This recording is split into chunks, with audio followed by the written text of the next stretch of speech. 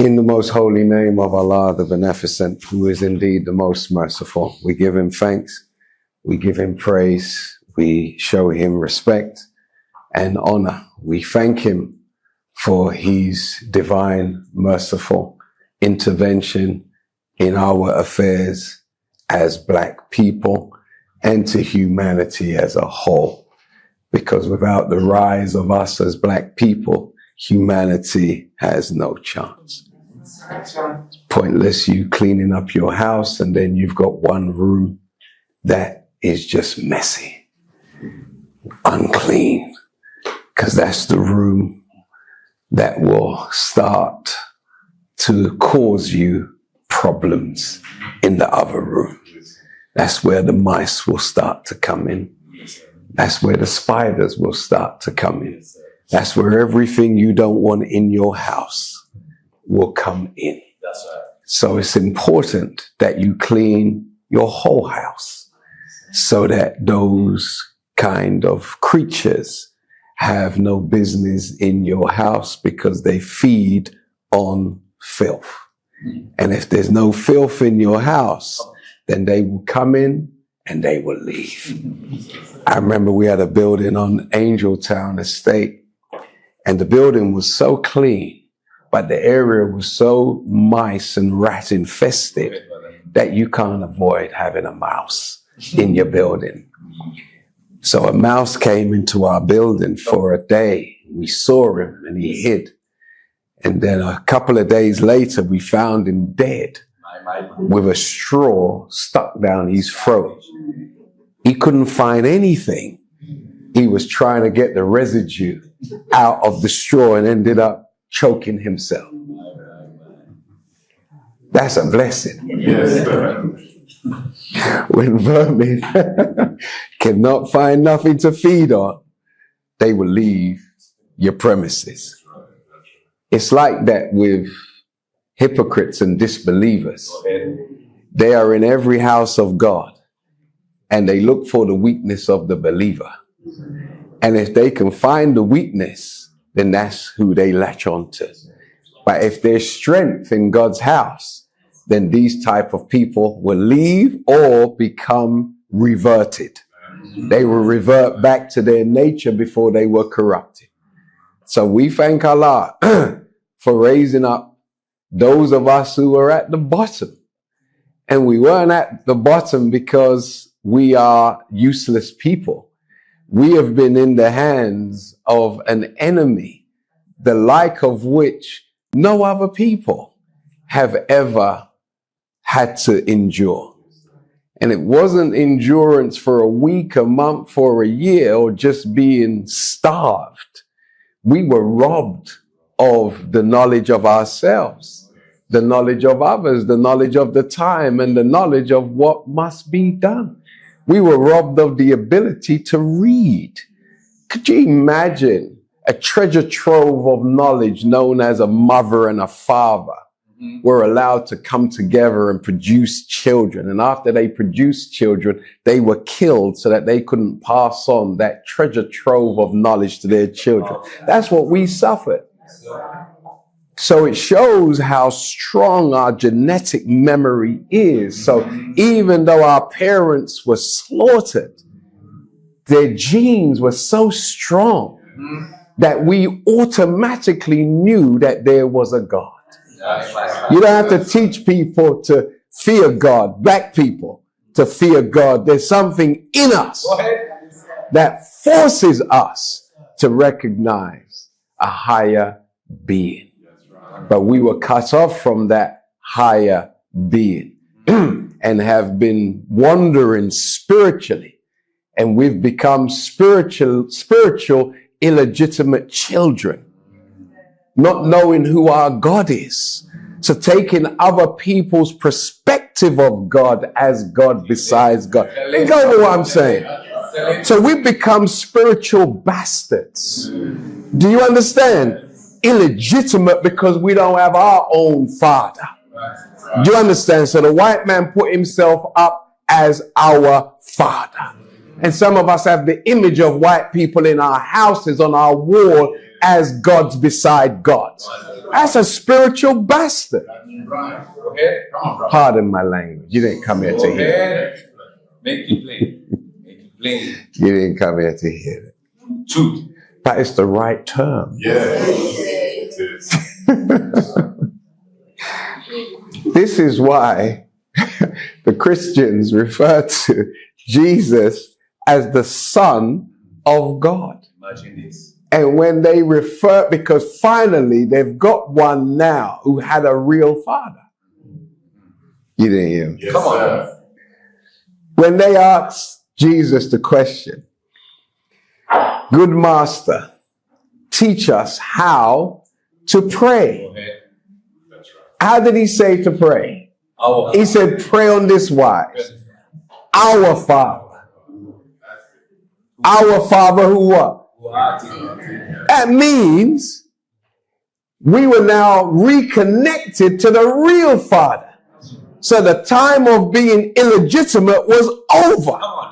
Because now we got a Father that we can be proud of. Everybody who say, "Oh, my father left me when I was a young boy," no longer need to worry about that. Now you got a Father who art in heaven. So we thank the divine supreme being for coming among us and raising us as a people by giving us one who would not abandon us. Because you must know, to work with black people is the hardest job that has ever been given to any man that ever lived. We would try the patience of God himself. I'm going to say that again. If somebody tells you to go and help black people, they're giving you the hardest job of the day. That's not an easy job. So when the God comes to raise one to send to us, he's giving that man a very hard job. And the most honorable Elijah Muhammad's teacher said to him when he was commissioning him to come after us and to raise us, that he said to him, and I quote, that I have given you the hardest job that has ever been given to any man at any time. We're going to go into that a bit deeper later. And his job was to raise a people from a state of mental, spiritual, moral, political, economic, scientific death. Death. But he was a man who his teacher knew would not abandon the mission after becoming frustrated and fatigued.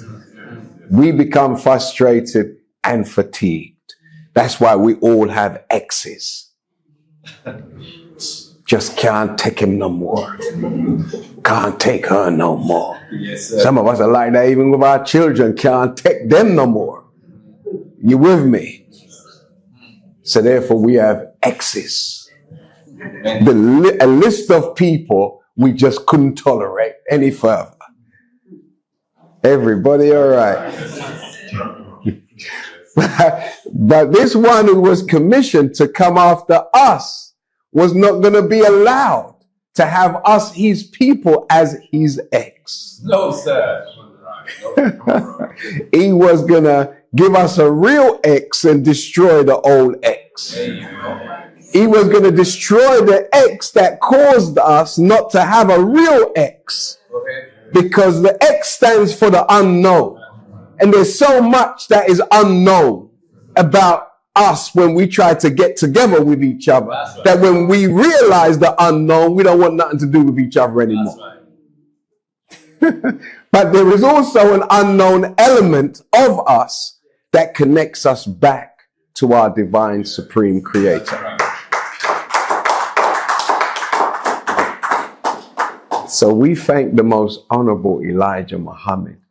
I don't want us to think that when, brothers and sisters come up here and they mention these men, some of us just like zone out, that these are just ordinary men.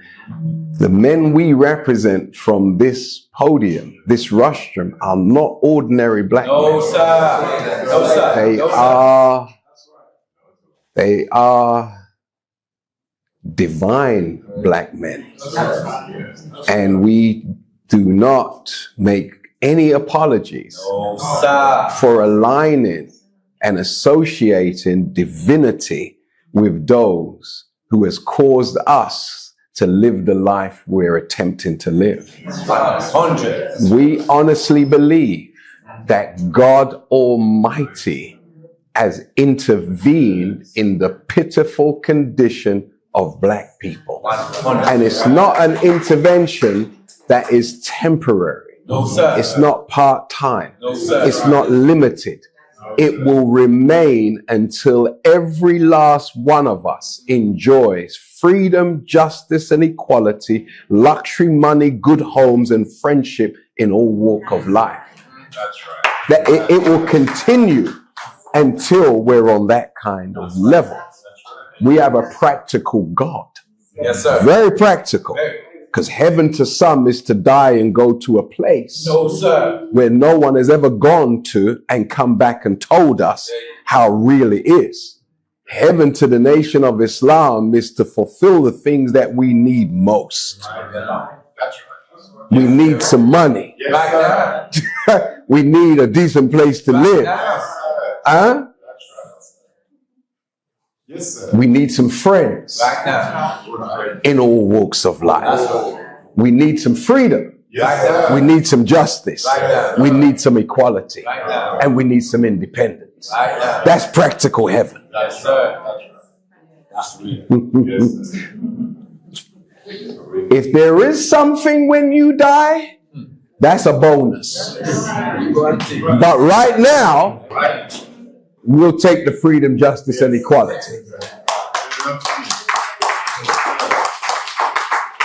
See, if you had some money, you wouldn't have to beg to fund your children's university courses. Exactly. You wouldn't have to live in places where your children are at risk. Think about it. You'd be able to live close to a park in an area where there's no thieves. Could you imagine how low your stress will be if you'd have to worry about hiding your valuables? Understand? Exactly. I remember the minister spoke to us once and mentioned the Reverend Jesse Jackson was walking in Chicago, Go ahead. and it was at night, and he heard some footsteps behind him Listen. and knew someone was on the same side of the pavement as him at night. My. And he started to get a bit, as they say on the street, digi.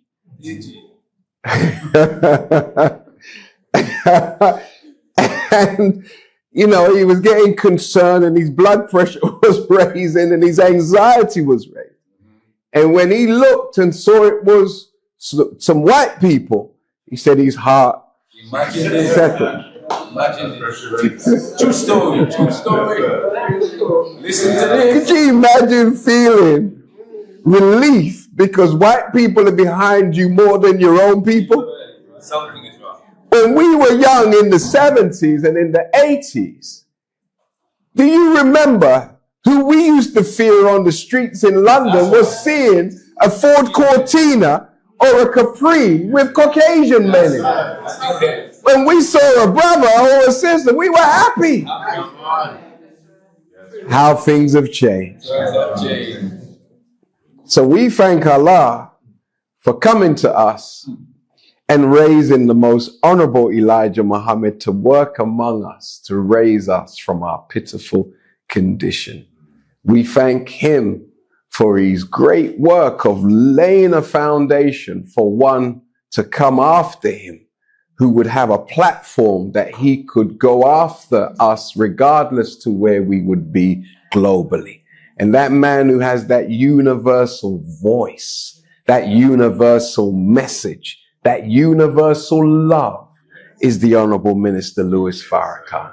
I greet you in peace this Sunday morning in the Arabic language of Assalamu alaikum, which translates to mean peace be unto you. How is everybody?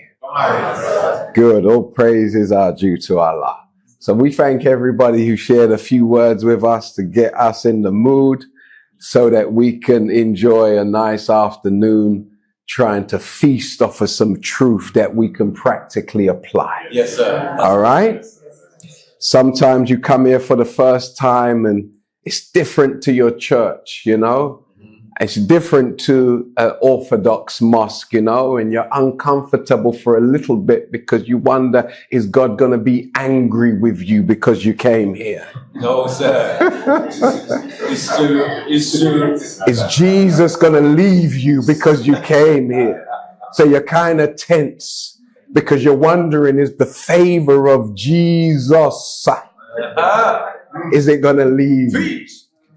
Well, it depends on what Jesus you're accustomed to.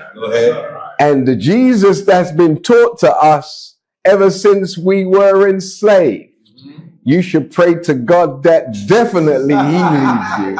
Because he ain't done nothing for you or your people but prepare you for death. Imagine, like, your spiritual head just prepares you for death physically. Can't do a damn thing for you whilst you're alive. That is preparing you for death. Isn't that interesting? The enemy capitalizes off of us in life and in death. Because when you die, he's after your organs. We got to get that body to a hospital as soon as possible and let's cut them open and take out all their organs. So you think he cares about where you think you're going? He's trying to suck you dry in life and make sure before your body goes into the ground that he can take your organs and put them to use. See, some of us are not ready to follow no God or his prophets because you're not ready for no truth. You're too sensitive to foolishness. That's right. You cry for the wrong things. Him gone, him left me. You should rejoice. Thank God. That's right. She gone. You should rejoice if she wants to go. Because she's only going to run into somebody else's arms who she's already met. Come on. So why are you holding up her progress? Come on, brother. Listen. Come on, Mr. You ain't even hearing what I'm saying. Yes, sir. Yes, sir. We cry for things we should celebrate.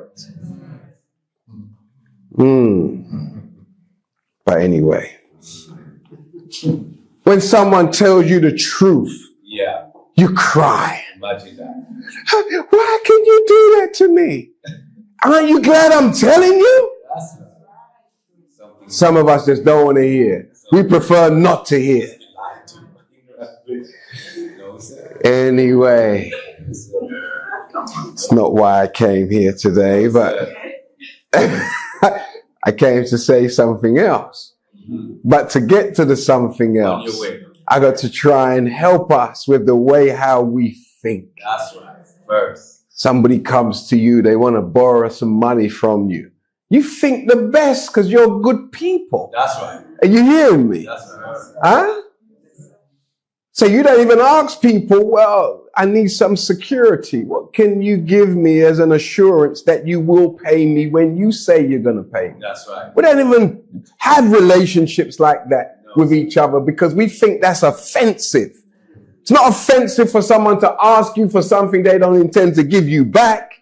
You understand? But it's offensive for you to ask that person, well, that ring you got on your finger looks like it's worth the money that you want to borrow from me. So I'll take the ring until you bring the money back. That's right. Why? Don't you trust me? No. No, sir. If you intend to bring it back, why are we even having this conversation? Go and get something to the value of what you want to borrow and bring it come. But we see that as offensive. So look, family, we're in a pitiful condition collectively. individuals do well, but collectively we're in quite bad shape. Wouldn't you agree? I agree. And if we're in this pitiful condition and we can study our history to get to the root of who interfered with us, then we should be expecting some kind of intervention from a divine source. Yes, sir. Now look, we in the nation of Islam don't believe in a mystery God. No, sir. No, sir. We believe when we pray that there is a physical human being Yes, sir. who has the capacity to hear our collective prayers without getting confused Yes, sir. and put systems in motion to suffice all of our needs. 100. Yes, sir. That shouldn't be strange to you. No, sir. Because you've never prayed for anything that hasn't been satisfied by or through a human being. Go ahead, Minister. You say you pray to the mystery God, but there's a human being who's going to answer your prayer. There you go. What do you pray for? Let's just have a little, just a little interaction. Yes, sir. Tell me 10 things that people pray for. Money. Anybody. Money. Give me one. Money. Money. Is money physical? Yes, sir. Where do you get money from? The bank. He said the bank. I get. This is money. Yeah? This is money. This is a piece of even paper. It's plastic. Plastic. With ink on it. With images of Caucasian people. Yes, sir. And why is this valuable? Because they said it is. They say so. That's right. Yes, sir. But what makes this valuable? Go ahead. Because someone who you trust and respect and has power and authority said it's valuable. Do you know the origin of money? Like the origin of money was that a respectable man would be able to say to you, go to the corner and tell Mr. Hassan to give you whatever you need, and I'm going to sign this piece of paper to let him know that I'm sending you. So it was the trust that the shopkeeper had in the individual that would allow you to go and ask him for anything. And then that man will go and pay the outstanding accordingly. That's the origin of money. Your name ain't worth nothing. You know someone whose name is worth something, so you go in their name. Yes? Nowadays, you better bring the money because people are now fraudulent. They will, fraudulently sign somebody else's signature. That's right. That never used to happen once upon a time. But it shows you where we are now. We're in the most immoral time that human beings have ever tried to live. So if that's money, and God is going to answer your claim, your prayer, to pray for money, which is one of the most pitiful prayers you could ever ask for. Because if God has given you health and strength, and your mind is intact, you should be able to go out and use your health, your strength, and your soundness of mind to get some money. Yeah? But if you do pray to him for money, someone you're expecting when you open your eyes, someone to do something for you that will put substance in your pocket. Is that fair and reasonable? Yes, sir. What else do you pray for? Good health. Good health. How does good health come to a sick person? Doctor. Physician. You have to go to a doctor, right? Depending upon how sick you are, you may say, well, I'm going to take some herbs that's been prescribed. But is the herb spooky or is the herb real physical object? Real. Right. that somebody planted that tree that you are going to pluck its leaves and boil. That's right. Yes? That's right. And if it's not your tree, you're going to need to pay that person for access to that healing leaf that grows from that which is not on your land. That's right. It's on somebody else's land. That's right. So the whole cycle leads to physical reality. That's right.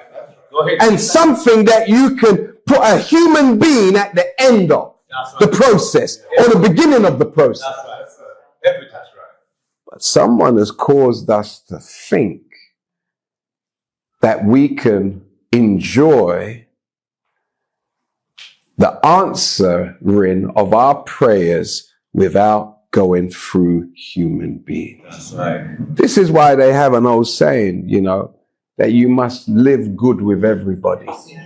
Because sometimes where you least expect your blessings to come from, God will deposit the blessing in the person who you least expect to force you to respect those who you have no regard for.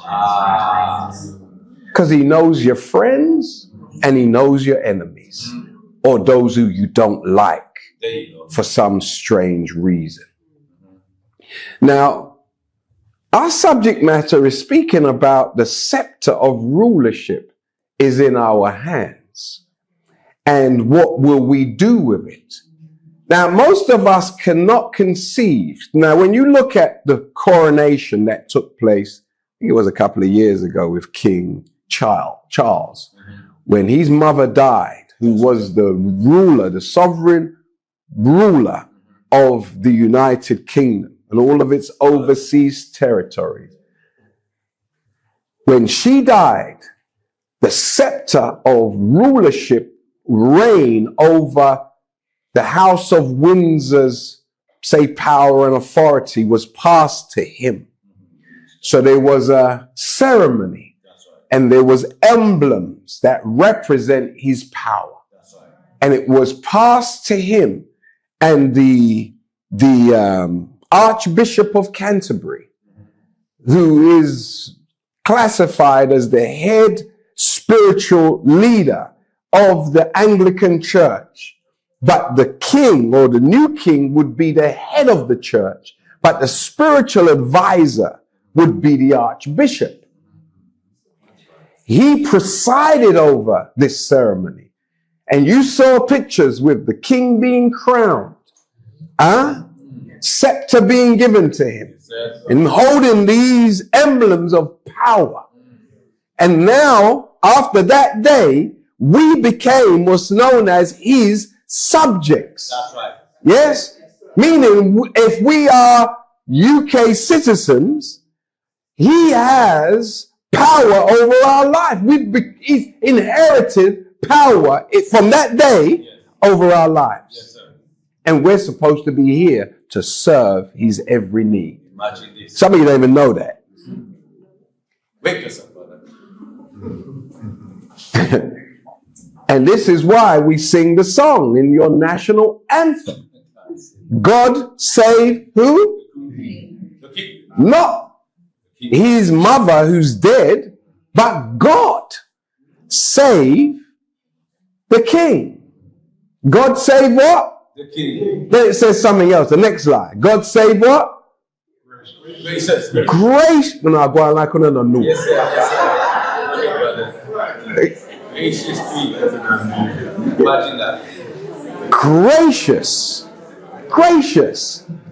How many homeless people are there in England? Come on now. Many. How many hungry people are there in England? many. How many unemployed persons are there in England? Too many. Is that an act of graciousness? No, sir. Huh? No, sir. Particularly when you've got homes and you own land that you're doing nothing with. And you are one of the wealthiest persons on the earth. And your wealth can actually end poverty over your kingdom. Like you can do it if you want to. You can sell some paintings. You can open up some empty homes. You can do some good stuff if you had the will to so do. But some of you don't pull the king on these things. That's right. how much injustice is done in the royal courts Go ahead, brother. that bear the king's stamp. Go ahead. How many people are languishing in jails who have been sentenced to unjustified lengths of time in prison, and the circumstances around why they committed the crime was not taken into consideration. Their mental instability was not taken into consideration, and they're in jails right now languishing. I had a young man who's doing 20 odd years call me this morning, and I couldn't stay on the phone with him, and he said, he's my little nephew, he said, "Uncle, just hearing your voice was good enough. I don't need to stay long."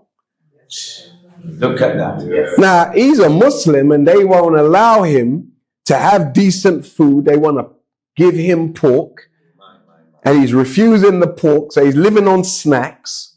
You're following me? Because he's upholding his principles. But who is the king over the jails? Imagine that. Like, whose jail is that? That's the royal jail. His Majesty. His Majesty. This is in 2025. So when we're talking about the scepter of rulership, you should flock to here, because the rulership that you're currently under is the most unjust rule that has ever existed in the annals of history. Like, ever. See, they want us to think we're worse off under our own people in Africa and in the Caribbean. No. And in some respects, you are worse off because they're your own people. And they should treat you better. That's right. That's right. But if we look at who is the teacher of those of our brothers and sisters who do not rule with justice, then we can see the root of the problem. That's right. Yes? Yes. And we've been taught to go to the root of the problem. Now, if there is so much that the current rulers can do, and they've reached a point now where God himself has judged their rule and found them erring, and has decided to take the scepter of rulership from them and give it to someone else who would be more just. Guess who that person might be? Go ahead. And whenever you get prophets and messengers, they come as a sign that God is taking the rule from one people and passing it to another. That's the whole purpose of identifying who the messenger is of the time in which you live. Because you can now determine who the new ruler is going to be. Because if God raises up a prophet, Muhammad, in Arabia, then the Arab people are going to be favored by God for a period of time. Correct.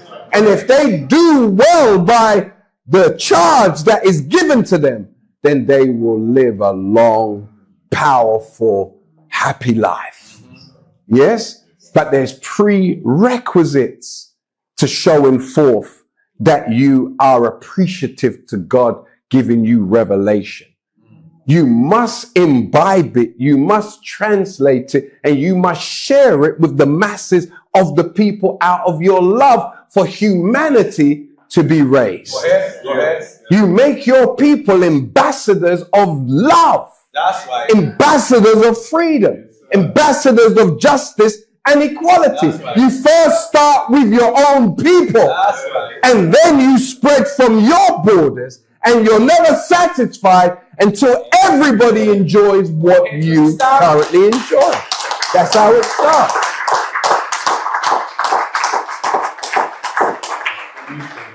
So, when you look at, the Honorable Louis Farrakhan said to us, I'm going to cut through the chase.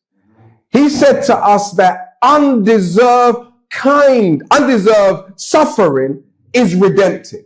And many of us think that we must have done something really bad It's true. It's to true. have gone into slavery. It's true. Like with what happened to us. You're saying, man, we must have done something terrible Yes, sir. to suffer like that. Yes, sir. Yes, sir. Tell the truth. Yes, sir. You look for the reason why. That's right. And when we're unkind to each other, it kind of inculcates in your mind why God put us through what we went through, because look how you're wicked and nasty and bad. Nothing with black good, nothing. That's right. Like you look in and, oh God, no wonder God want to kill the whole away. That's right. It's true. No, really. I mean, you look, Yes, sir. because if you see someone getting chastised, you say, boy, I must do something terrible. That's right. Mother drag him up and lick him in the backside. You say, he must have done something. Yes, sir. He ain't getting smacked because he hoovered the house, That's right. ironed everybody's clothes, aired out the house, cooked everybody breakfast. That's right. That's not why he's getting a little slap. No, sir. It must be because he done something offensive. That's right. That's your natural thought, right? That's right. That's right. So when you look at what we suffered, you got to try and decode Yeah. that part of our history so that we never have to suffer it again. That's right. Do you understand? Yes, sir. Because we know what precipitated such. But the minister said, we did nothing to justify that kind of harshness that we suffered, that brutality that we suffered. We didn't do anything to earn it. So as he has taught us, undeserved suffering is redemptive. Think about it. So I was looking at it and I'm telling you, like, phew, I mean, I couldn't even move yesterday when I was thinking deep about this. I was like, just like gone. So much so that I had to phone the Honorable Louis Farrakhan. Like literally. Because, you know, sometimes when you're not spiritually cowardice and you want to understand something, then God may share with you a deeper understanding of what you're pushing up on. And I was looking at what the minister said to us, that we didn't do anything to deserve what we suffered. And when the God came to the most honorable Elijah Muhammad, he said to him, the job I am giving you to raise your people from where Caucasian people have reduced your people to, it's the hardest job given to any man at any time. Because no people, regardless to the sufferation that you see taking place in Gaza right now, they're being deprived of food. They're being deprived of the ability to express themselves in accordance with humane rights or human rights. Thank you. Now, we weren't just starved. We were fed the worst food. Because you can't go to Palestine and go and give them pigs to eat. They won't eat it. If they are self-respecting enough that they would not eat forbidden food. We were fed forbidden food. Pig. Intestines. Even look at our menu. Ox's tail. Cow's foot. Mannish water. Kidneys. Liver. These are the worst parts of an animal. But we jerked it. We stewed it. We peppered it down to mask the taste of poison. We'll get the jerk pan out. Smoke it up. And you lick your lips and go back for part 2. Yes, sir. And you actually pay someone for poison that is cooked in smoke. That's right. It's like you sucking on an exhaust pipe. Come on, bro. Yes, sir. Yes, sir. These. You're eating. Oh, yes, sir. That's But we are so, desirous of making everything wrong right. That's right. We justify eating poison. Now, if you can justify eating poison, then it don't make no sense me trying to convince you of the truth, because you live a lie every day. And your menu Yes, sir. is a lie. It's a lie. Because you call it food. Well, it's not food. It does not sustain your life. It breaks it down and leads to an untimely death through various complications. That's right. You following me? Yes, sir. Teach, minister. Even what we call our national dish in Jamaica, My. ackee and salt fish. Are you actually serious about the saltfish? Like, are you serious about the saltfish? Salt. But you love it, don't you? Saltfish is cod. Like codfish. I know some of you wish you never come here today. Look, all the man, I come to hear about Jesus, the man God in my pot.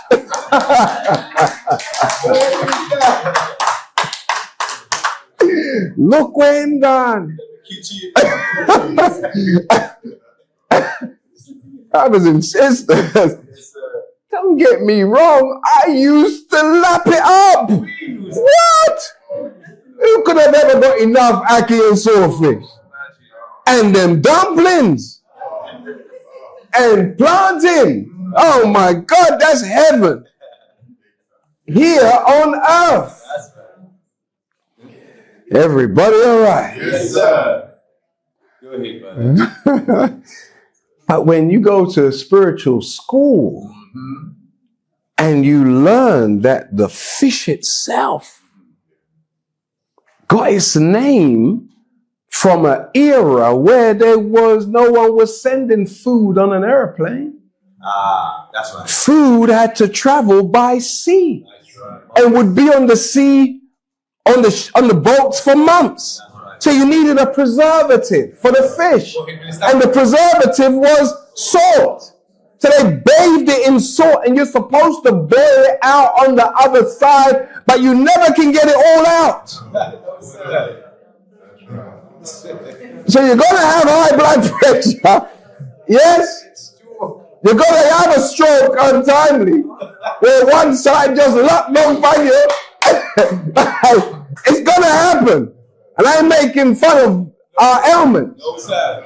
But these things are going to come. That's right. Continue. But why would you still want the saltfish Why would you? in 2025 Knowing better. when you can go and buy the fresh cod That's right. without the salt? So nothing, if you want the ackee and cod, go on. So we love You understand? Yes, sir. I used to prefer ackee and salmon. The wild Alaskan salmon. What? Yeah, come on my house, you say? And again, like with the planting. Like, hold on a minute. How original is planting? Come on now. Is it a grafted banana? And why is it really only us as black people eat it? Yes. Good question. And anything Caucasian people don't eat, you gonna watch it. Gotta watch it. That's right. You didn't hear me. Yes, sir. Man, I was watching I was going clear off subject. I was watching something where these brothers in Martinique, I think it was Martinique or Guadeloupe, one of them, I think it was Martinique, Yes, sir. that they were working on the banana plantations, okay? All they did was cultivate bananas, Yes, sir. plant them, cultivate them, pack them, whatever. Over 90+% of those brothers working on those plantations had an enlarged prostate. Wonder why. Like over 90% through interaction with bananas. Whether they were just handling them or eating them on a regular basis, but handling, being around bananas that were genetically modified, okay? Yes? Caused their prostates to be enlarged, like to the degree where it was unsustainable. You either take it out or you die. So if that's what was taking place, and I had to check myself and say, what is it that is in the planting that might be ill affecting our reproductive organs? Because the enemy is trying to reduce the population of the planet. And we seem to be out there number one. So his focus is on us. So what is it that we eat that they don't eat? There you go. And what is it that they sell us that's as cheap as chips? Wake up up. And when you can go and get free plantains for £1, That's right. that's too cheap for food. That's right. That's decent. That's right. You can't go to the food hall in Selfridges or Harrods and find plantain. No, sir. That's right. Everybody all right? You can't. When last you been to Marks and Spencer's and found plantain? Can't find one. You been to Waitrose and found plantain?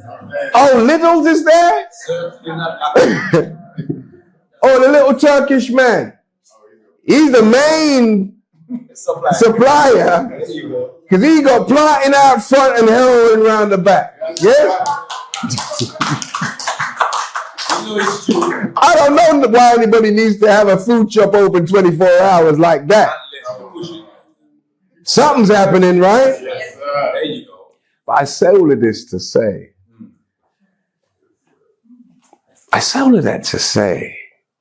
that no one has suffered the way how we have suffered. No one. Every aspect of our life is under assault. On. So we've been robbed Go ahead. of name. Others who are under persecution still have their name. That's right. What is your name? Sorry. Go ahead. Sorry, what was it? Mr. English. Campbell. Who's Campbell? What was it? So your name's Scott? Yeah, Campbell's a Scottish person's name. That's right. I saw an image on the bus last week, and the image had, 3 Caucasian girls there, and they were saying with these girls, the image was such that it said Foxy. They were dressed, and the name was Foxy. Imagine. Yeah. I was like, that's not a good name to call somebody. Because if someone's foxy, There you go. that means they're very surreptitious and very cunning. Funny. Do you understand? And untrustworthy. And I was looking at the way how, just the male and the female is portrayed. We're portrayed in ways that's very animalistic, right? But if you look at us, robbed of everything. Go ahead. What language do we speak? We speak the language of what? Swahili? Arabic? We speak the European language. And if we have been destroyed to the degree that no people have ever been destroyed, and a man says to a man that the job that I have given you is the hardest job that has ever been given to any man, but God is a man. God is a man. And if God is a man and the job I'm giving you is the hardest job ever given to any man, then this job I'm giving you is equal to the man who created creation. You don't even want to go there. Think about it. It's harder than the job of any of the prophets, any of the messengers. It's harder than the job of the men who work to hang the stars in space. It's harder than the job of the men who are referenced in the Quran, who says, where the God says, and we raise mountains in the earth, lest the earth convulse and carries you away. The hardest job given to any man is now taking the current man all the way back to the self-creation of God. Why do you say that, Brother Hakeem? Because there's a man in the scripture who's coming, who is going to say at some point, behold, I make all things new. So for a man to be able to make all things new, he must know something of the origin of creation. Yes, sir. Correct. Because if he's going to improve upon it and perfect it, then he has to be able to travel into the mind of the first God who ever walked in flesh. Correct. Yes, sir. No, I don't want it to go over your head because we're just trying to pay our gas bill. And what I'm saying is far beyond just trying to get the uniform for your children to start back school in the next couple of weeks. Come on now. Because that might be the priority that you came here with. And this man's speaking about, behold, I make all things new. And those who are going to bring that new world into existence are actually in the world as we speak. Something to consider. And if these men are in the world as we speak, then who are you who are learning about these men? Think about when the Savior came and taught the most honorable Elijah Muhammad. He taught him things that no human being on the planet knew. That's right. You and I weren't there. No, sir. In 1931, you and I weren't there. No, sir. But here's a man who went to the 4th grade of school, which means he probably left whilst he was 8, 9. Yes? And he started teaching in America information like the total area of the land and the water of the planet Earth is 196,940,000 square miles. Not only did no black person know it on planet Earth, the wisest man on the earth had no clue how to measure planet Earth. This man was speaking about the cracking of atoms in 1931 when no atom had ever been cracked. An atom has been cracked now. But at that time, the thought of cracking an atom wasn't even in the mind of the scientist. You watch this movie, Oppenheimer. Where do you think they got that science from?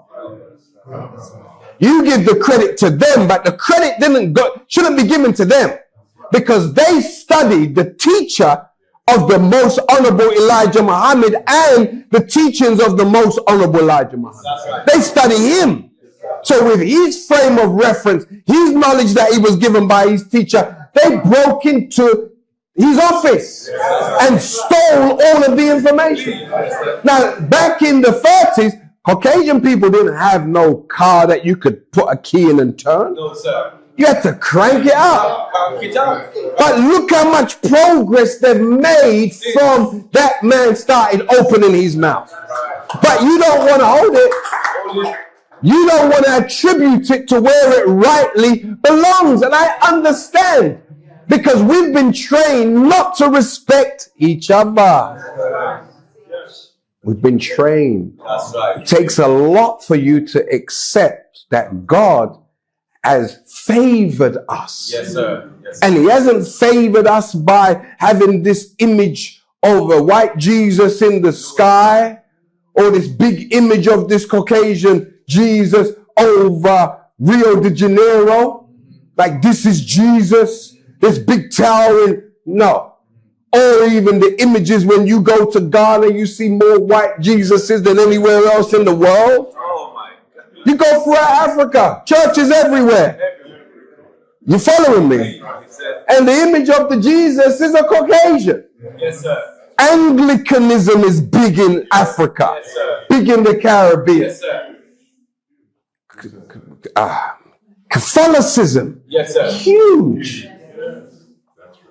The God of Catholicism and the poster boy of Catholicism and Anglicanism is Caucasian. That's right. So when you ascribe to that, you ascribe to a savior coming to you who is Caucasian. And nothing wrong with that if we can find one who did save us. Exactly. Stop, minister. Like nothing, you can bring the whitest man on planet Earth. As long as he's going to improve my condition, you got my attention. But I can't find the one who did. Apart from a man who came looking Caucasian from Mecca. He came from Mecca looking in a way that we was accustomed to. That's right. That's right. Science. Science. He's a scientist all over. His father was a man as black as you can consider. But his father knew he could not come and get us. Because the enemy would spot him and stop him from doing his work. That's right. You say, but if he's God, he's got power over them. Yes, he has got power over them. But he has to be able to get close enough to one of us to download the wisdom. And it would take 3 years, 40 months, which is equivalent to the 40 weeks, is it? Childbirth is what? 40 what? 40 weeks. 40 weeks. Yes, Yeah. Yes, sir. But he will take 40 months equivalent to giving a man life that will give birth to a whole different new nation of people. Now, the most honorable Elijah Muhammad started saying things that nobody knew. He started to say, or he taught those who would listen, that the circumference of the planet Earth is what? 24,896,000 miles. Say it a bit like 24,000. Yes, sir. And I scream. No, it's all right. I'm only playing. Yes, sir. Yes, sir. Yes, 24,000. 24,800. You see all them bossy? But look at that. Yes, sir. Who knew that in 1931? No one. No one. Who knew that the diameter of the earth was 7,926? Who knew that? No one. So if you're seeing a man, and remember, from 1931 to now, no scientist has disputed that calculation. None. He taught that the area of the land of planet Earth was 57,255,000 square miles. And that the water was 139,685,000 square miles. Who do you know who knows that? And the scientists could come and shut down the Nation of Islam by saying lies, lies, lies, lies, lies, lies, lies. And then bring the facts. Why haven't they done it? The man only went to the 8th grade of school. He was an infant. He taught us that the Pacific Ocean covers 68,634,000. The Atlantic Ocean covers what? 41,421,000 square miles. The Indian Ocean covers what? 29,430,000 square miles. In 1931. They couldn't weigh no Pacific, Atlantic, and Indian Ocean. No, sir. But he, as a man teaching these things, freed the scientists to cause them to know it can be done. That's right. And that's all they needed. That's right. Was to be let loose to know there is a yardstick that can be used. That's right. To find out these things. Yes, sir. Yes, sir. That's right. And listen to the kicker. Listen. And he taught them that, look, Mount Everest is 29,141 feet high. Yes, sir. They're trying to climb it. He let them know how high you got to climb. Yes, sir. They They didn't know, They didn't know. but they're conquerors. You're a lion conqueror, but they're a different kind of conqueror. That's right. That's right. We're busy trying to conquer each other. That's right. Yes, sir. What a great ambition. There you go. Go ahead. Yes, sir. He taught them and taught us. And little babies, when my babies were free, they knew what I just said to you. Yes, sir. Free. I said to my grandson the other day, do you want to be the smartest boy in the school? Go home and go to school on Monday and ask the teacher, what is the speed of light? Go ahead.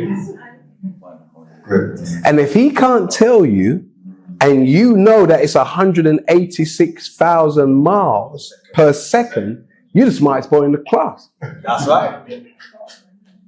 If you ask your teacher, that's why, when we had our school, it was a real school. That's right. Because we taught this to babies.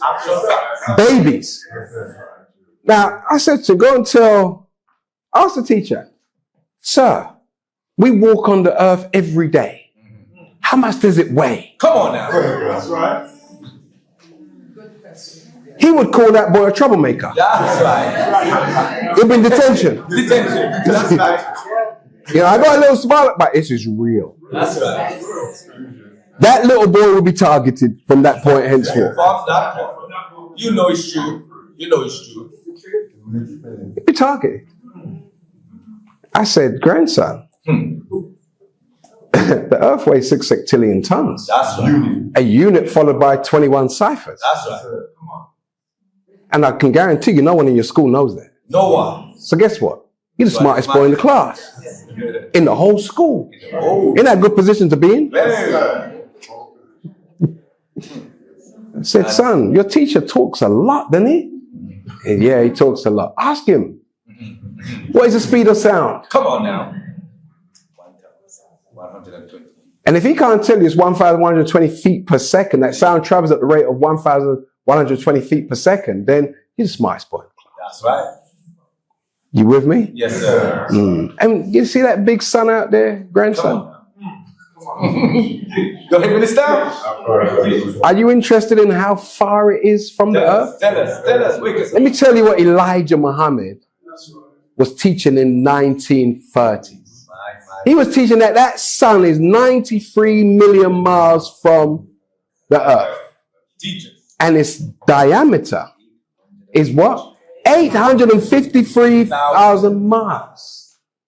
Like, who speaks like that in 1930? No one. And why hasn't the scientists of this world said he didn't know what he was talking about? Do you know the first man to mention that the other 8 planets are inhabited was Elijah Muhammad? That's right.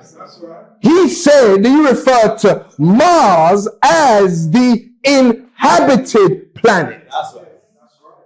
And if the closest planet, he taught us the closest planet to the sun is Mercury. That's right. And it's what? 36 million miles from the sun? I went to Peckham Manor. They taught me none of what I just said. I went to Ephra. The first day I was at school, I was in the dinner line, and it was the first meaningful prayer I ever made. I said, God, get me through these next 5 years. Because I know I was around mad people. That's right. That's right. Mad people. Our parents don't know what they're doing when they put their children in these kind of schools. These are nut houses. Yeah. They're not schools. They're detention centers. That's right. Remember when we were young in the 70s and the 80s, when you used to have, there was remember the toilets were outside? Yes. Do you remember? What are you supposed to do in that? Imagine that. You know how much you have to hold yourself throughout the day? Yes, sir. And destroy your organs? Yes, sir. Because these places were not fit for purpose. Where little Caucasian children were in Eton College, they were in Dulwich College, they were in these places, Dulwich Hamlet, and they had decent facilities. But those of us, because they were being prepared to be the next rulers. That's right.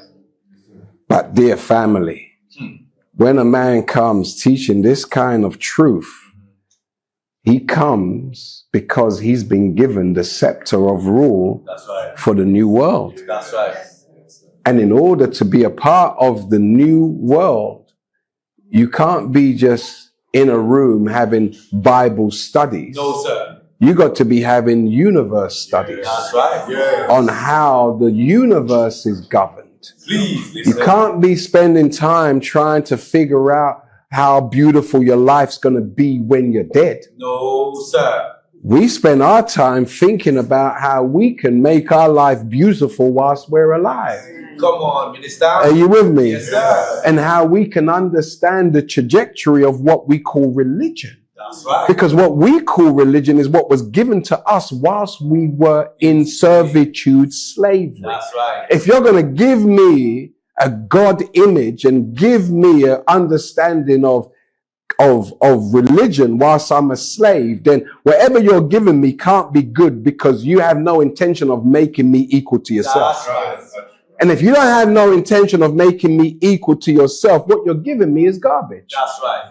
More You following me? That's right. Like if you're not trying to, anybody who is a true representative of God, not will only want you to be as knowledgeable as them, they will want you to actually be able to go beyond them. That's right. And when you have leadership who are hooked up on their position, you understand, so they can't pass on the baton to somebody else, then that's leadership that is stunting your growth. That's right. Are you hearing me? Yes, sir. And we don't hold back wisdom and say, boy, they're not ready for it yet. Ready or not. Yeah, sir.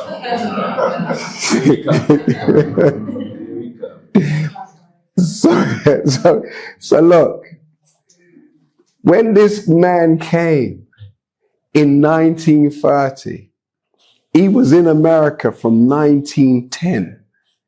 And he was preparing the minds of the people for his announcement of his presence in America. My. Think about this. Now, just very quickly, just want to get through this little point. To demonstrate that he was and is God in person. Go ahead. Within 1 year, he made a human-built planet. Go ahead. Listen. Think about it. You got 9 planets in the solar system. That's right. They're all, and he taught us, and the enemy again is not disputed, That's right. that all of the planets, every last one of them, that they rotate That's right. at a rate or at a speed That's right. of 1,037 1/3 miles per hour. That's right. And this earth that we live on is not perfect, because if it was, it would be perfectly round. That's right. But it's oblong shape. That's right. It's the shape of our heads. That's right. And if you roll your head, God forbid, if you roll something that's oblong, Yes, sir.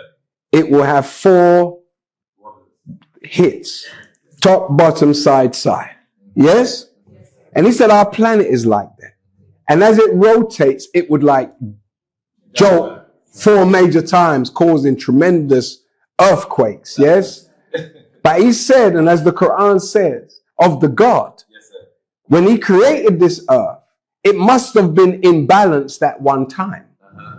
So in order for him to ensure that as it rotates at this great speed, that the rotation would be perfect without any interruption, he raised mountains to compensate for the lack of perfection, That's right. for the imbalance. Wisdom. Just like when your car is imbalanced, you put weights on your tires to balance it, so when you're on the motorway, you can take your hands off the steering wheel. If your wheels are not properly balanced, the car shakes. That's right. You understand? You got to go to Quick Fit or whatnot, and they put these little weights on your tires. That's right. Yes? Yes, sir. He said that the God raised mountains Hence the reason why we have our mountain ranges. Everybody all right? Real quick. Just real quick. Yes, sir. And the earth that we live on, it has, and this is why we get our 4 seasons, because of these dips.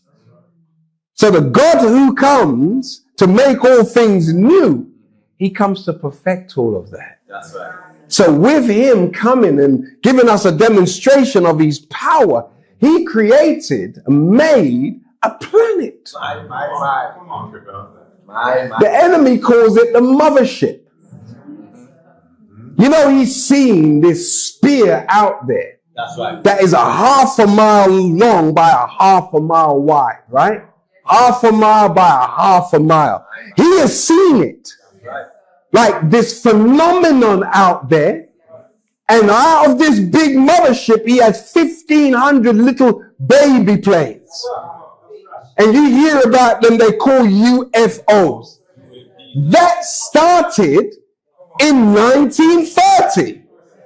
The teacher of the Most Honorable Elijah Muhammad, he commissioned it to be constructed on one of the Nippon Islands in Japan. That's right.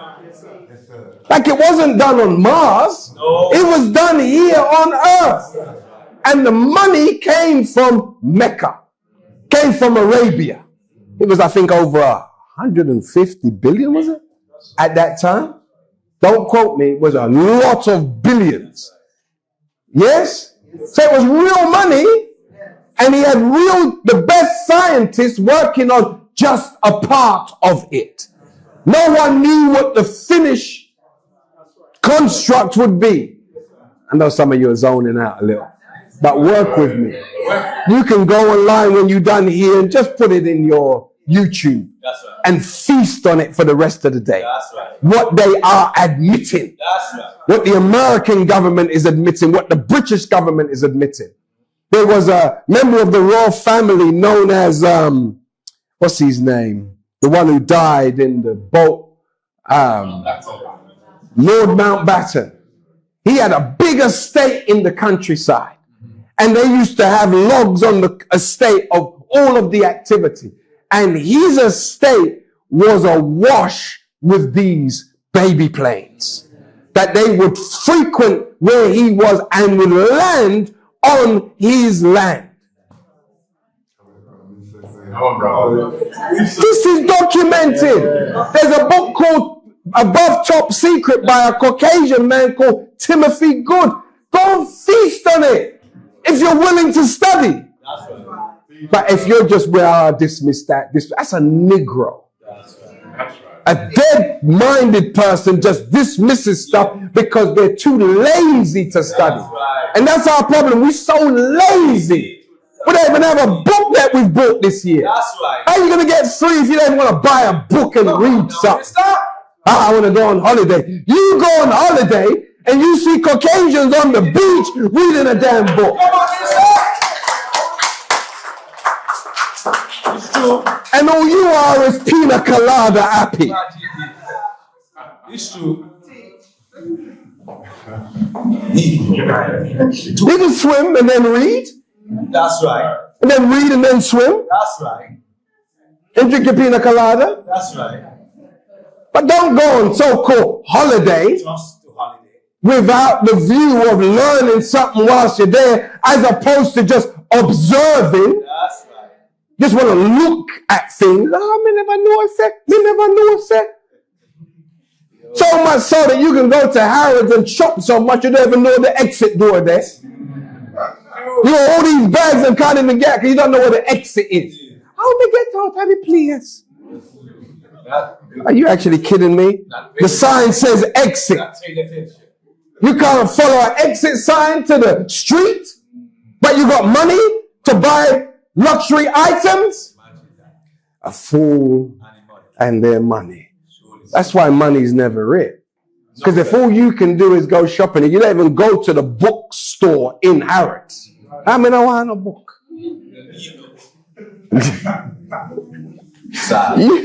You buy everything else apart from a book that will show you something or teach you something that you didn't know. That's right. So just to close my point. Sorry about this. No, sir. No, sir. We love Everybody all right? Yes, sir. If I'm overbearing, please forgive me. No, sir. But look, just to close on the point, he gave us a sign of his power.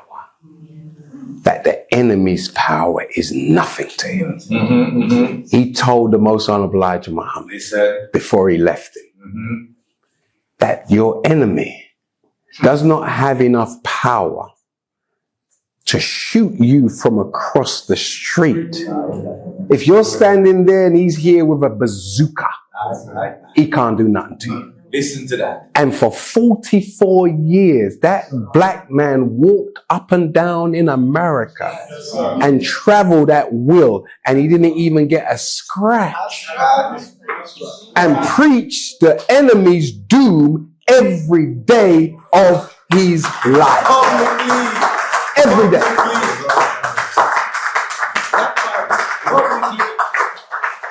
They want you to get caught up on Malcolm X.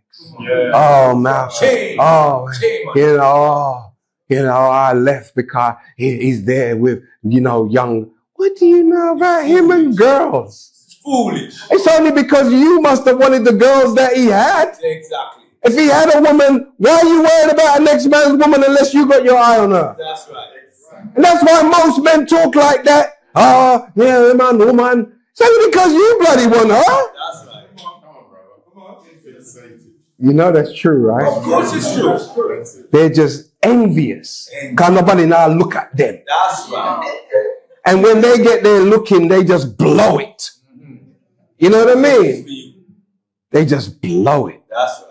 And end up not being the man that you expected for them to be.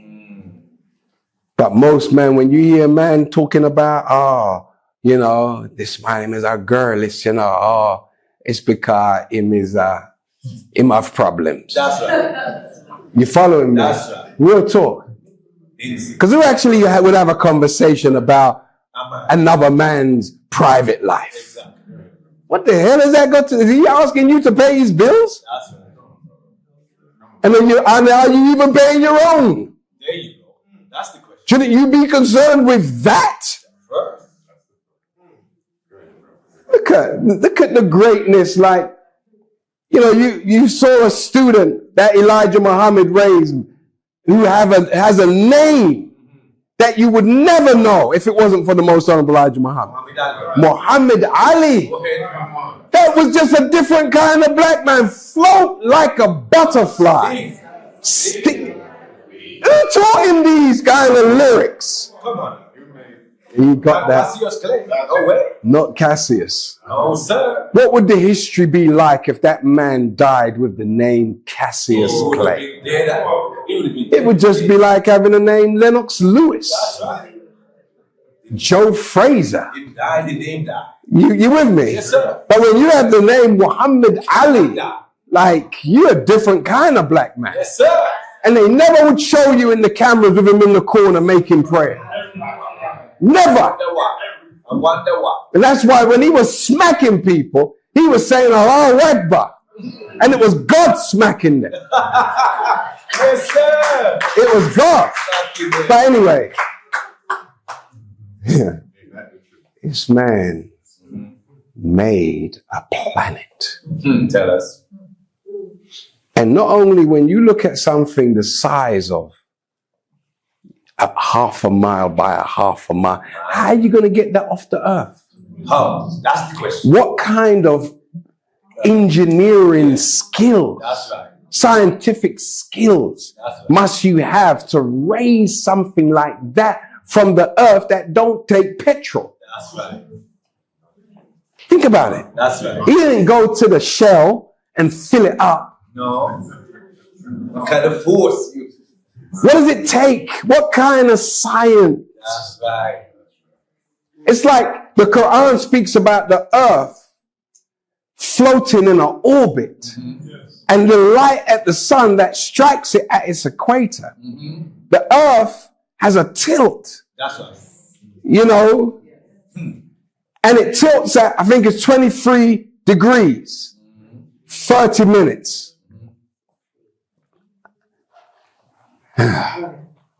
Everybody all right? Yes, sir. But it rotates. So this man, proving that he knows and has the knowledge of what holds up the earth, was able to lift something from the earth and have it rotating or existing and can move in any direction at will. So it's not stuck in an orbit. No, sir. It moves. And the enemy has seen it. The enemy knows it. Everybody all right? And the enemy knows his time is limited. And the enemy knows that the people of that God's choice is us. We done nothing, last point, we done nothing to deserve what we suffered. Nothing. But because the God comes to make all things new, he had to allow us to go through a dark period to be reduced to the nothingness that he used in the first instance to create creation. He needed the same material, which is nothing. Go ahead. So we were robbed of everything that we held of value. That's right.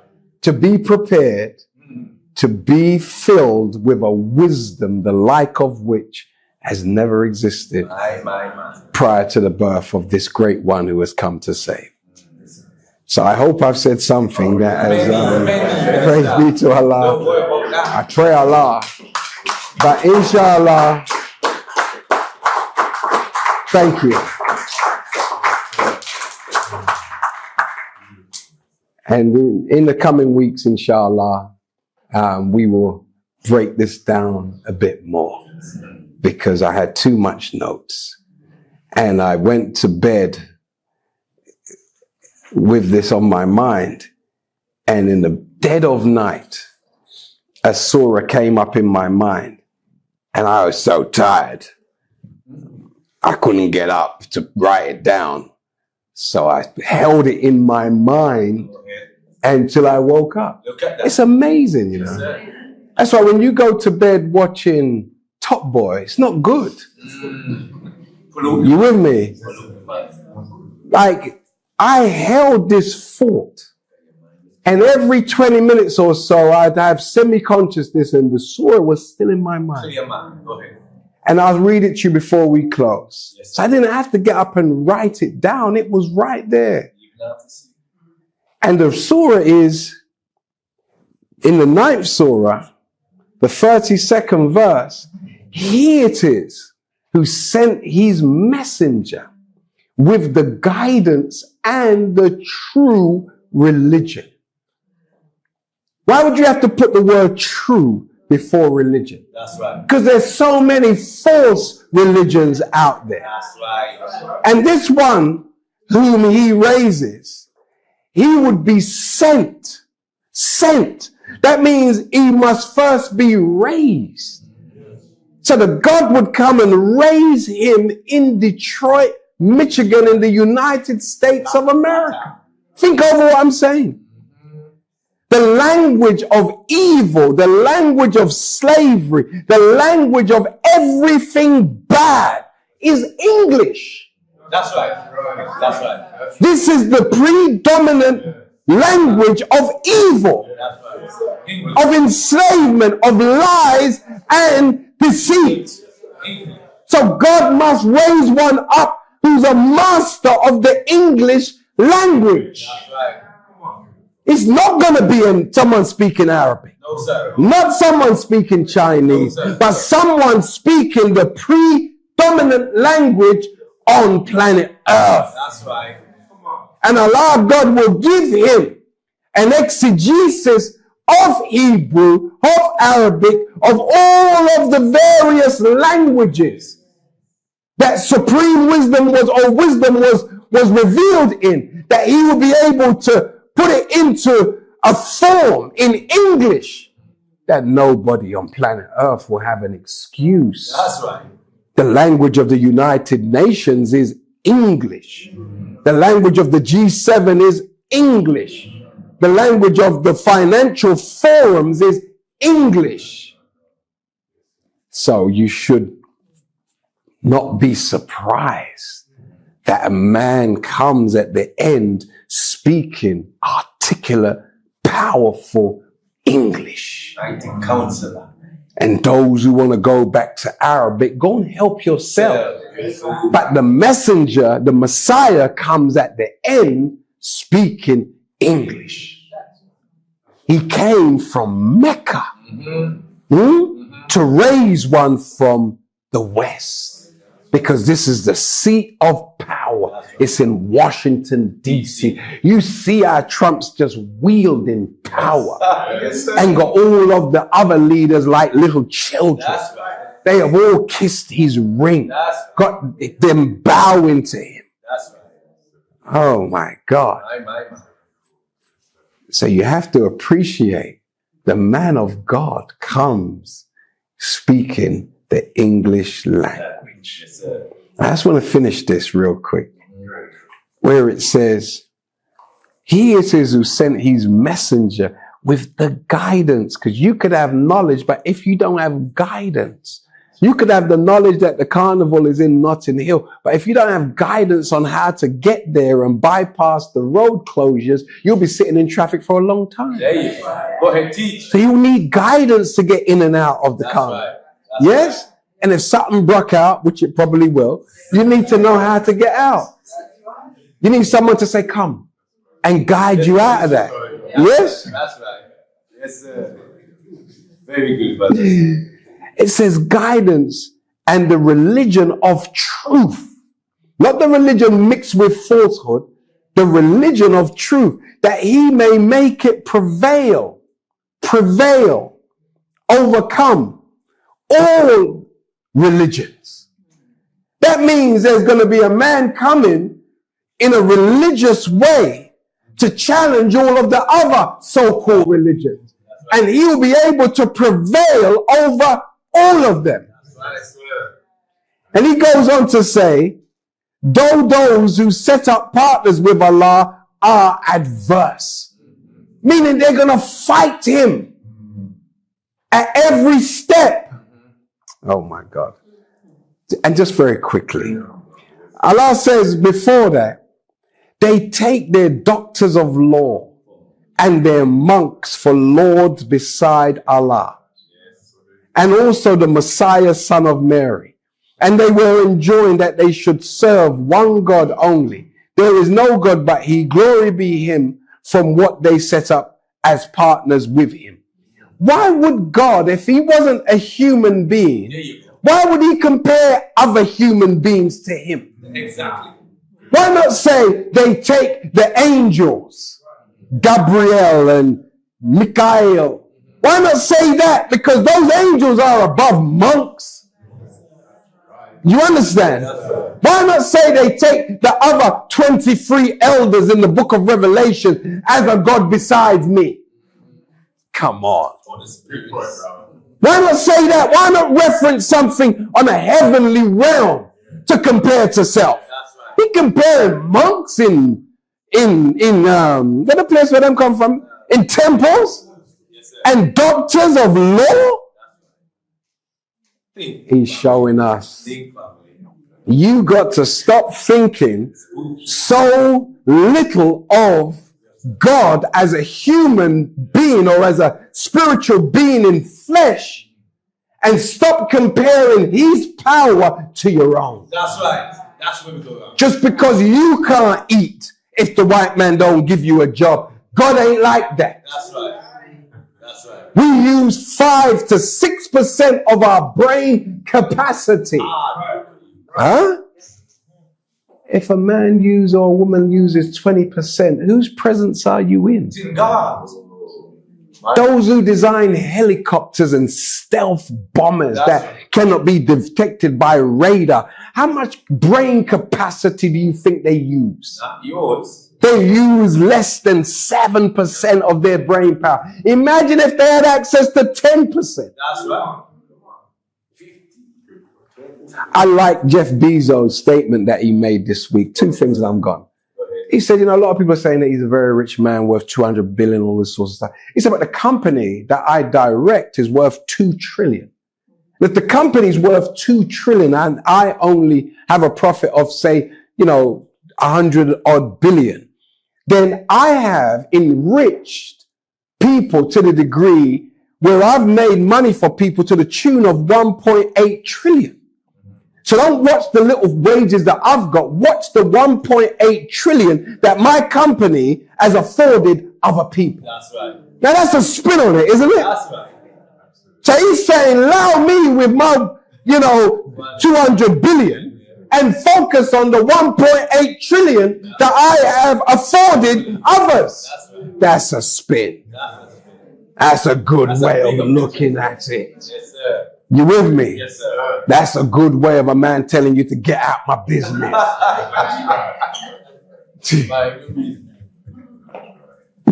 Wow.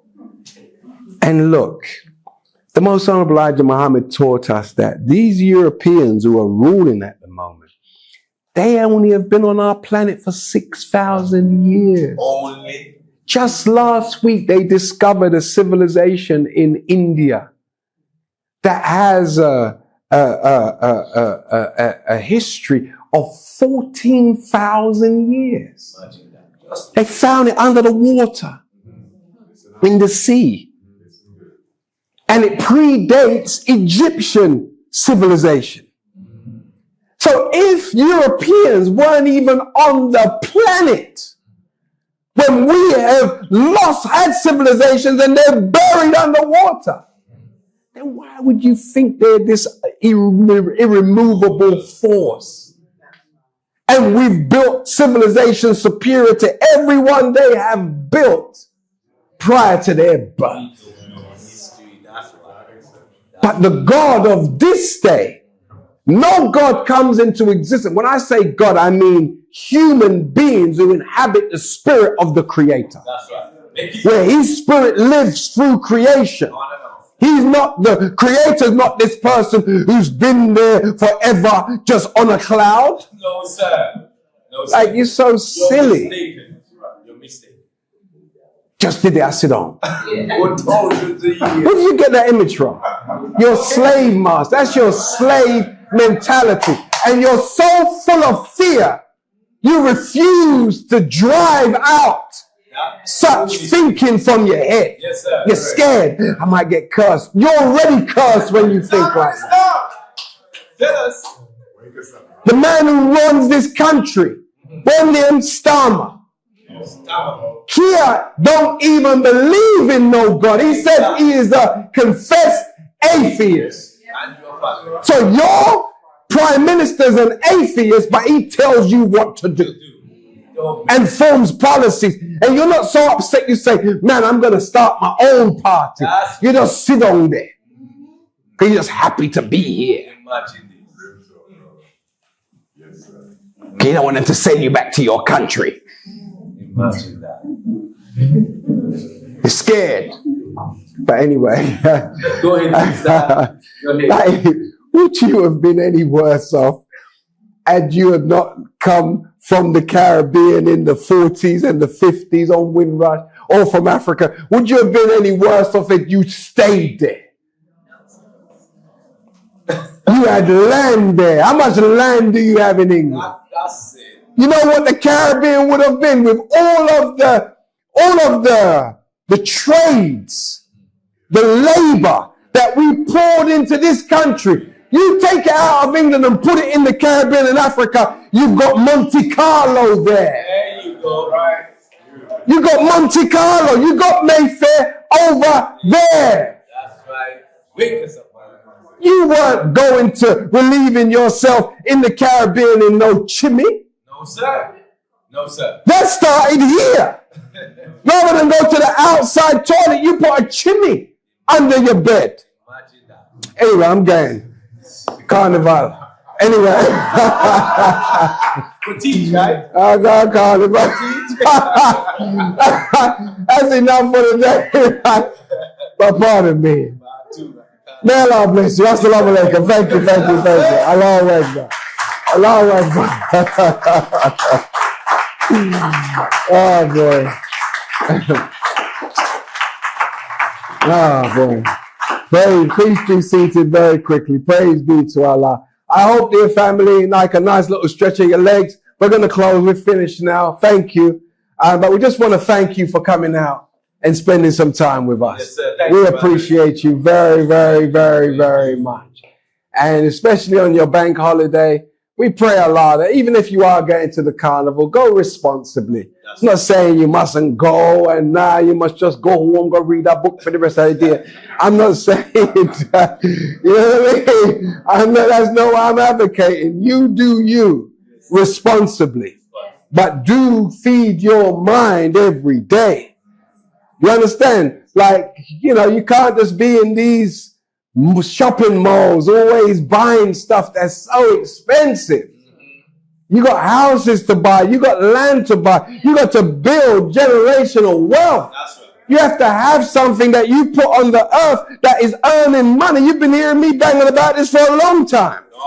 And some of you took the initiative long time. And you're seeing the benefits now.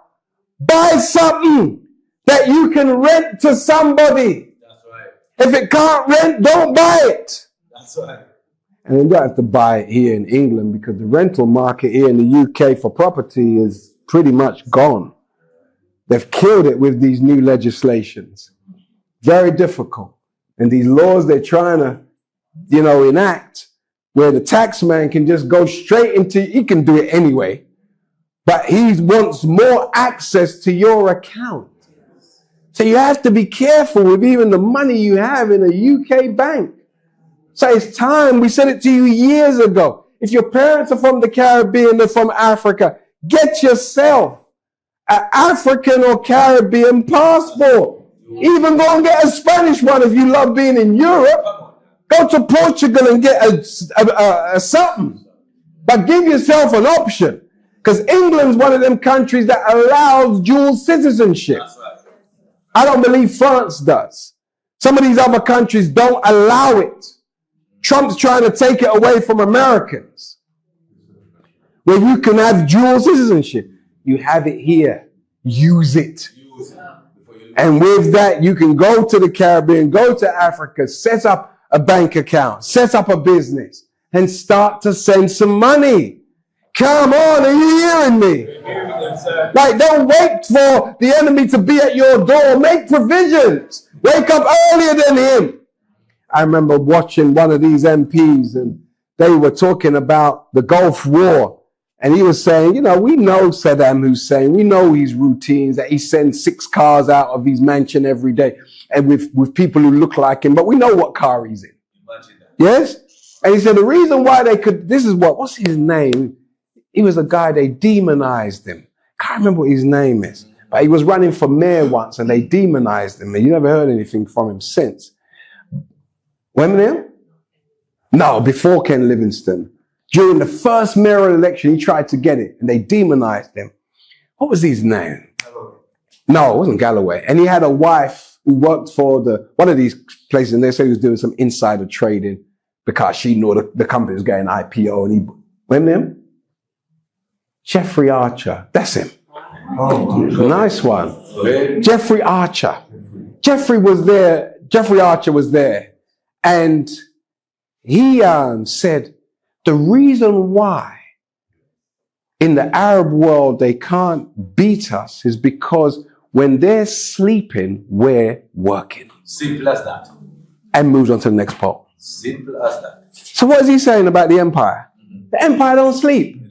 The empire in the Quran calls the empire universal snoopers. Meaning they're always listening and watching people. Always watching and listening. And this is why our language has to be the language of truth, because we can't stop him from listening. We can't stop him from observing, because we walk with what he made us everywhere we go. That's right. Do you understand? Some of us think that, we don't have a tracker. You have the tracker. I have the tracker. I have several trackers. And sometimes you got the iPhone and the iPad. You got 2 of them. A smartwatch. And a smartwatch front up at, yeah. 3 trackers. We're sophisticated, but you're in trouble. So all of that to say, family, do something this week to further that objective. if you were from the Caribbean and they were just making it very hard for you to get your citizenship because of this paper, that, don't give up. I gave up because they were such hard work. And, you know, I picked it back up. Yes, sir. And inshallah, hopefully I'll get mine in the next month or so. Because it helps you when you go to buy property in the Caribbean, you don't have to pay these alien licenses. That's right. And it costs a lot of money in tax. And in the African dynamic is similar. Rather than go and buy property, get your citizenship first. And get that protection that someone can't say in 50 years the lease is up on your land, so some chief is going to take it back. And then cutlass come out and gun start fire and all kind of stuff. You understand? You bring your road mentality from wherever over to God, to Zimbabwe. You know what I mean? You just ain't taking it. Yeah, real high. So with that, do me a favor. This week, look at it. Yes, sir. You understand? Pursue it, have it there. So when you get to the Caribbean, you get to Africa, you're pulling out your local passport. Yes, sir. Okay? Sister? I give free advice for people applying for their dual citizenship or Jamaican passport. So if anybody wants advice, I can speak to you afterwards. Very good. That's what we need to hear. And for you to take up that responsibility is just stress. So let's make sure that we utilize that, because going down to the Jamaican High Commission without an advocate is not the best fun. Okay? And we hope that they can just speed up the process. All right?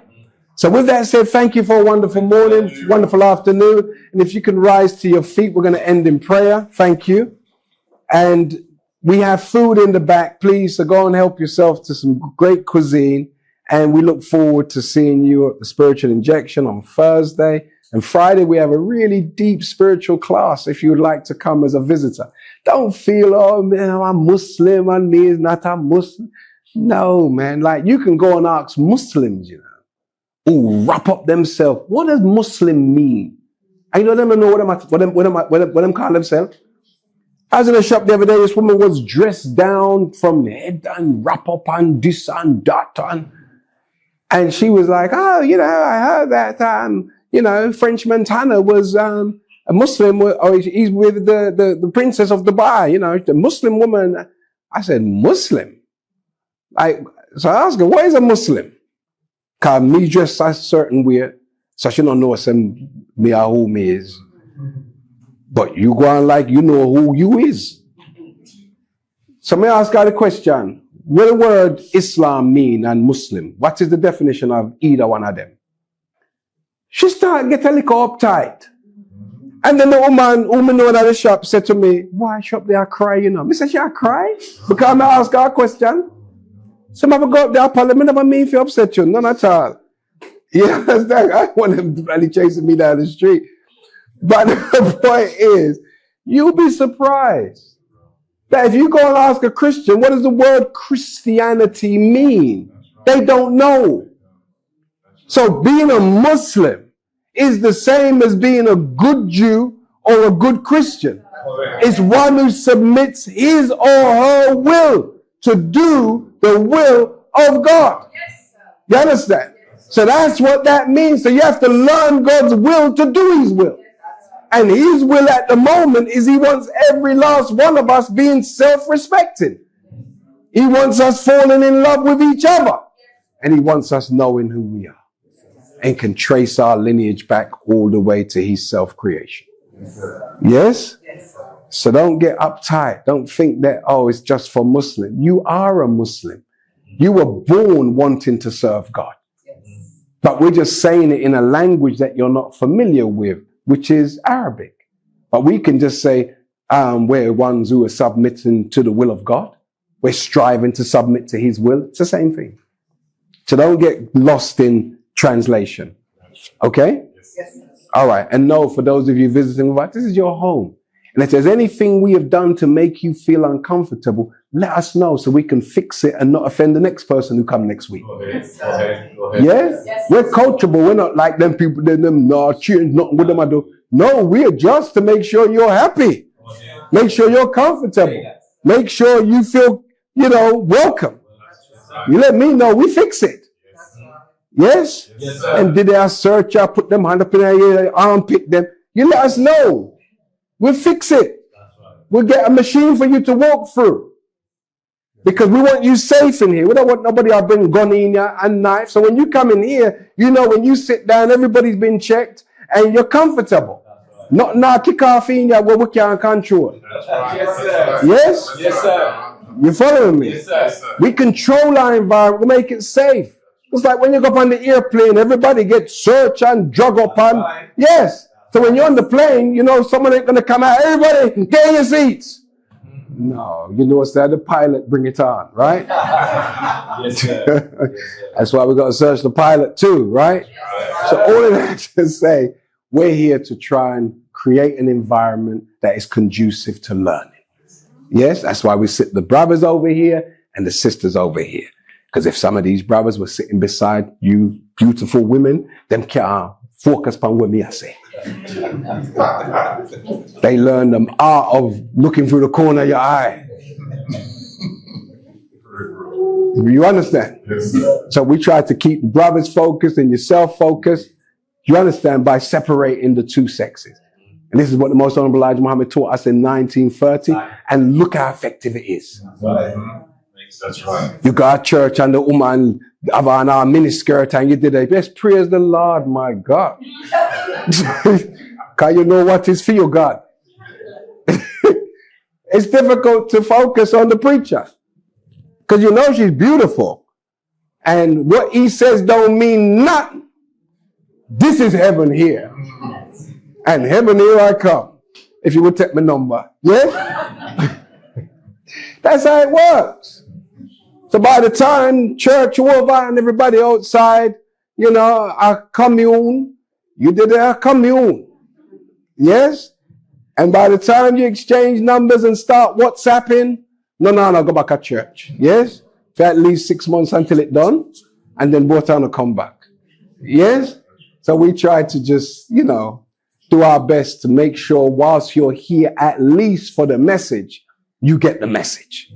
And whatever we want to do when we leave, you understand, is a different story. Okay, with that, if we can just, in the nation of Islam, we bow our heads as if we're going to receive a gift, and we put our hands up as if we're going to receive a gift. So those of you visiting with us, assume a position of prayer you feel comfortable with.